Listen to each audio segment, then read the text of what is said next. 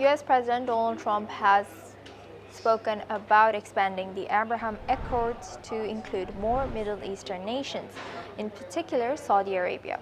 President Trump has previously named Iran as a potential new entrant into this agreement with Israel, which seeks to normalize ties between the Jewish nation and its Muslim-majority neighborhoods. Let's listen into what the American president has said.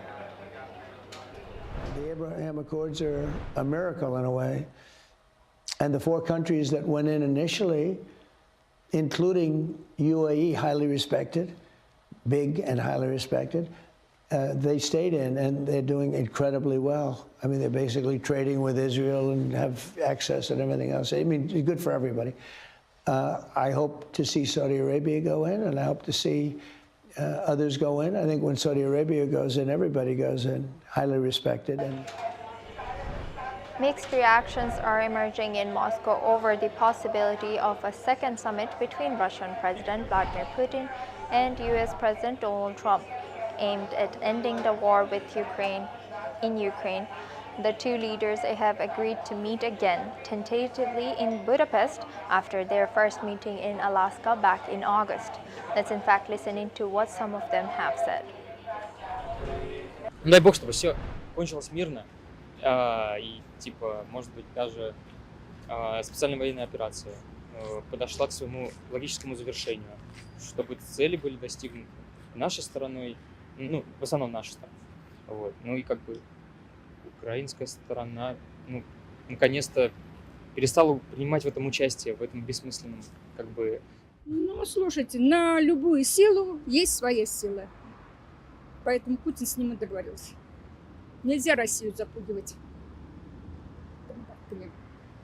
вот этими ракетами. На эти ракеты у нас есть свои ракеты. По-моему, уже очевидно, что это какая-то будничная новость. На мой взгляд, это просто одна из встреч, созвонов, так что не знаю, ничего не жду. Now for this discussion, we are joined by Meher Khurana. She's a correspondent at NewsX World. Meher, thank you for staying with us. Now, what has changed since Trump-Putin's last meeting back in Alaska in August?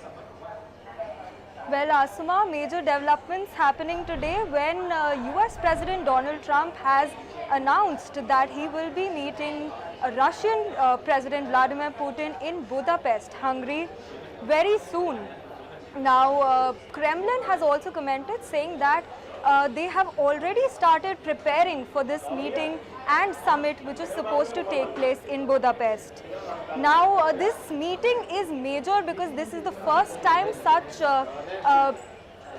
offers have been made after Trump's Putin meeting in Alaska, which was also a major development considering the Russia-Ukraine war that is still going on. Now, this announcement by US President Donald Trump has come after a lengthy 2.5-hour conversation with Vladimir Putin today. And Kremlin aide Yuri Ushakov has stated that this conversation between Trump and Putin is quote-unquote very substantive and yet also extremely frank and confidential. Meanwhile, US Secretary of State Marco Rubio and Russian Foreign Minister Sergei Lavrov are set to go to Budapest before and start with the preparatory meetings that are supposed to take place before the Trump and Putin meeting. Now, all these developments come as Ukrainian President Vladimir Zelensky met US President Donald Trump in Washington at the White House today. And Zelensky is basically seeking that US gives them more aid and supplies Tomahawk missiles to Ukraine to support them in the Russia-Ukraine war. But Putin, on the other hand, has urged Trump not to supply missiles to Ukraine, and all these developments have taken place over the phone call, the lengthy phone call which has been held between Trump and Putin. Now, meanwhile, the destination of this summit is Hungary, is Budapest, and Hungarian Prime Minister Viktor Orban has friendly relations with both sides, Russia and Ukraine. So let's hope that this meeting takes place, and we will get you all the developments from there. Over to you, Asima. Thank you, Meher, for sharing that insight. Now we move on to our next news. Ukraine has said that it struck major Russian explosives factory,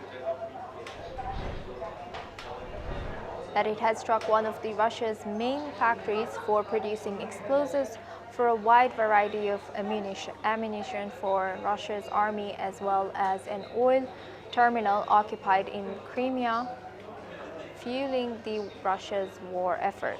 Meanwhile, Russia has shot down its own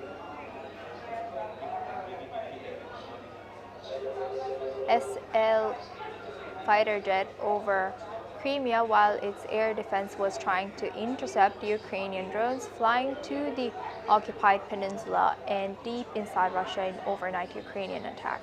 The Ukrainian drone attack has hit a facility near the Gvardeyskoye air base in Crimea. Ukrainian special forces have confirmed that its drones inflicted damage on Gvardeyskoye's oil depot and a plant.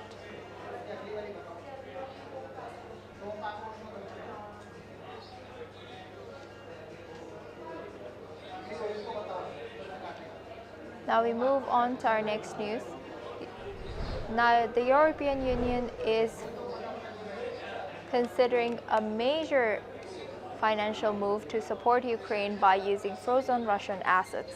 Under a new proposal, the EU could issue a 140 billion euro loan to Kyiv, funded by the interest generated from roughly 200 billion euros in immobilized Russian central bank funds.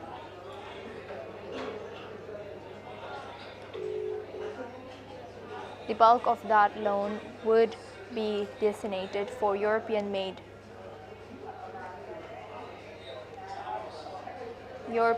weapons to boost Ukraine's defense against Russia, while a smaller portion could support Ukraine's budget and potentially